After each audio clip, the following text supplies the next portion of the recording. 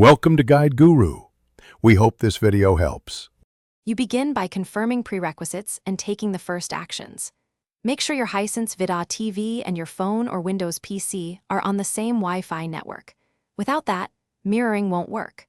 Once done, turn on the TV and open settings, then locate screen mirroring or Miracast under network or device connection.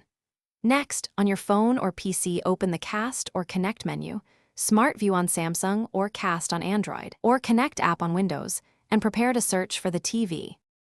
Once you've started discovery, select your Hisense VIDA TV from the available device list and watch for a PIN or pairing confirmation on the TV.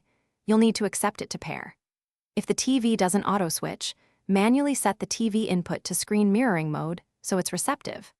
Make sure you grant permissions on your phone or PC for screen sharing and audio. Also adjust scaling or resolution options if the image looks cropped or blurry, because matching resolutions prevent stuttering and black bars.